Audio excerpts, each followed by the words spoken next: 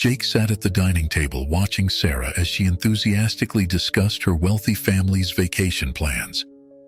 The conversation was filled with mentions of exotic locations, luxury resorts, and exclusive experiences that were far beyond Jake's means.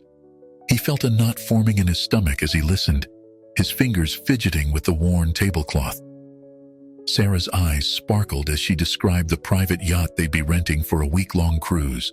"Mom says it's got a crew of 10 and even has its own helicopter pad," she exclaimed, oblivious to Jake's discomfort. Jake nodded, forcing a smile.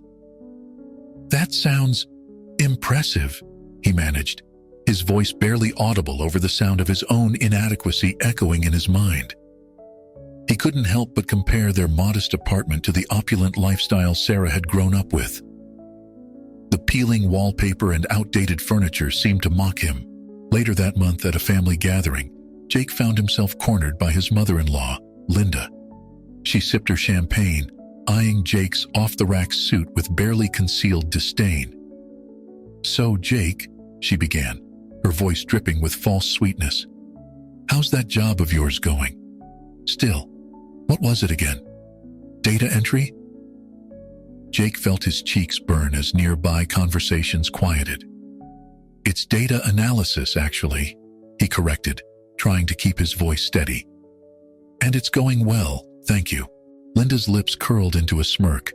"Oh, of course. How quaint. You know, Paul's firm is always looking for bright young men to mentor. Perhaps you should consider a career change, something more ambitious." The room seemed to close in on Jake as he heard a few poorly concealed snickers.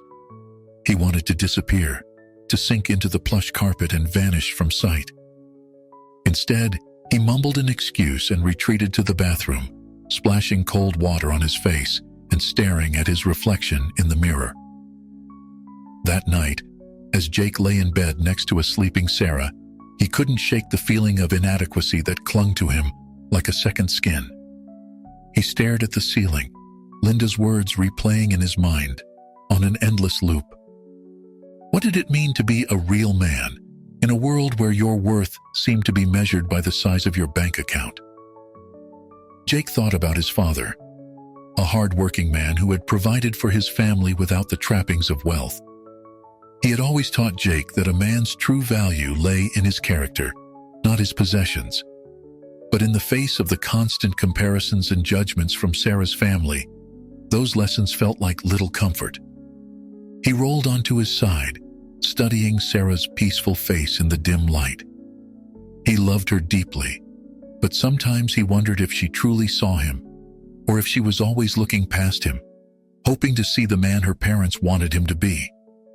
Jake closed his eyes, trying to push away the nagging doubts and insecurities. Tomorrow was another day, another chance to prove his worth, not to Linda or Paul, but to himself. As he drifted off to sleep, he made a silent promise to find a way to stand tall, regardless of the size of his paycheck or the brand of his suit. Jake rummaged through his wallet, searching for spare change for his morning coffee. His fingers brushed against a folded piece of paper and he pulled it out, recognizing it as a lottery ticket he had bought weeks ago on a whim. He smoothed it out, noting the numbers he had chosen based on random birthdays and anniversaries. With a shrug, he tucked it back into his wallet, making a mental note to check the results later, though he held no real hope of winning. The next day, as Jake sat at his desk during his lunch break, he remembered the ticket. He pulled up the lottery website on his computer, more out of habit than expectation. As he entered the numbers, his heart began to race. Each digit matched, one after another. Jake blinked hard, certain he was seeing things. He entered the numbers again, his hands shaking slightly. The result was the same. "This can't be real," Jake muttered to himself, running a hand through his hair. He stared at the screen, the amount of the jackpot seeming impossibly large. His mind raced, unable to process the implications of what he was seeing. He felt dizzy, his surroundings becoming surreal, as the reality of his situation slowly sank in. Jake stumbled through the rest of his workday in a daze, double and triple checking the numbers whenever he had a moment alone. By the time he arrived home, he was still in a state of shock, his mind reeling with the possibilities that now lay before him. Sarah was already home when Jake walked through the door. She greeted him with a kiss, then paused, noticing his strange expression. "Jake, is everything okay?" He took a deep breath, trying to steady his voice. "Sarah, I think we won the lottery." Sarah's eyes widened. "What? Are you serious?" Jake nodded, pulling out the ticket with trembling hands. "I checked the numbers multiple times. It's real." As Jake explained the situation, he watched Sarah's face transform. Her initial disbelief gave way to excitement, her eyes lighting up as she began to list all the things they could do with the money. "We can finally take that trip to Europe. Oh, and we can buy a new house, one with a pool like Mom and Dad's." Jake felt a twinge of unease as he listened to Sarah's enthusiastic plans. While she spoke of vacations and luxury items, his mind had been on practical matters, paying off debts, investing for their future, maybe starting a small business. He realized that their priorities might not be as aligned as he had thought. "And just think," Sarah continued, her voice rising with excitement, "we can finally host Christmas dinner for the whole family. Mom and Dad will be so impressed." Jake's heart sank a little at her words. He had hoped that this windfall would be about them, about building their life together. Instead, Sarah seemed more focused on impressing her parents and living up to their standards of wealth. "Yeah, that sounds great," Jake replied, trying to match her enthusiasm, but falling short. He watched as Sarah pulled out her phone, already texting her friends about their good fortune. As she chattered away, Jake felt a strange sense of loneliness wash over him. He had thought winning the lottery would solve all their problems, but now he wasn't so sure. That night, as Sarah slept peacefully beside him, Jake lay awake, staring at the ceiling. The initial shock of winning had worn off, replaced by a growing anxiety about what this change would mean for them. He wondered if the money would truly bring them happiness, or if it would only serve to highlight the differences in their backgrounds and values. Jake turned onto his side, watching Sarah's chest rise and fall with each breath. He loved her deeply, but he couldn't shake the feeling that this windfall might test their relationship in ways he hadn't anticipated. As he finally drifted off to sleep, Jake's dreams were filled with images of money slipping through his fingers, leaving him more alone than ever. Jake and Sarah decided to take a celebratory trip to a luxurious beach resort, their first taste of their newfound wealth. As they stepped into the opulent lobby, Jake felt immediately out of place. The marble floors gleamed beneath his feet, and crystal chandeliers sparkled overhead. He tugged at the collar of his new designer shirt, still stiff with tags removed only hours ago. Sarah, on the other hand, moved through the space with ease, her designer sunglasses perched atop her head as she approached the check-in desk. Jake trailed behind, trying to mimic her confidence but feeling like an imposter with every step. Throughout the vacation, Jake struggled to relax and enjoy himself. He winced at the prices on the menu, even though he knew they could now afford it. He fumbled with the array of utensils during formal dinners, earning a few sympathetic glances from nearby diners. Even lounging by the infinity pool felt like a performance, as if at any moment someone would point and declare him a fraud. Sarah, however, seemed to blossom in this environment.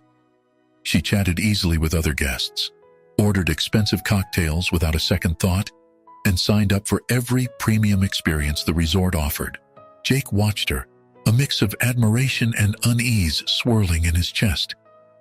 He loved seeing her happy, but he couldn't shake the feeling that he was losing touch with the woman he had fallen in love with. Their return home brought a new challenge. As Jake pulled into their driveway, he spotted a familiar luxury car parked on the street. His stomach clenched as he recognized it as belonging to Linda and Paul, Sarah's parents. Inside, they found Linda and Paul seated in the living room, false smiles plastered on their faces. "Welcome home, darlings," Linda trilled, rising to embrace Sarah. Her eyes darted to Jake, her smile never quite reaching them. "We thought we'd surprise you. Congratulations on your windfall." Jake nodded stiffly, noticing the way Paul's eyes roamed around the room, as if appraising their modest furnishings. "Thank you," he managed, his voice tighter than he intended. As Sarah bustled about, making tea and recounting their trip, Jake observed Linda and Paul closely. There was something off about their demeanor, a tension that belied their jovial facade. He caught a glimpse of worry in Paul's eyes, quickly masked when he noticed Jake watching. The conversation flowed, punctuated by Linda's too loud laughter and Paul's forced chuckles. Jake contributed little, his mind racing as he tried to decipher the true purpose of their visit. It wasn't until Linda made an offhand comment about family supporting family that the pieces began to fall into place. "You know," Linda said, her voice syrupy sweet, "in times of good fortune, it's important to remember those who have always been there for you. Family is everything, after all." Jake felt a flash of anger at her words, memories of past slights and condescension flooding his mind. He opened his mouth to respond, but Sarah beat him to it, eagerly agreeing with her mother's sentiment. As the evening wore on, Jake's suspicions grew. Linda and Paul were in financial trouble. He was certain of it. Their unexpected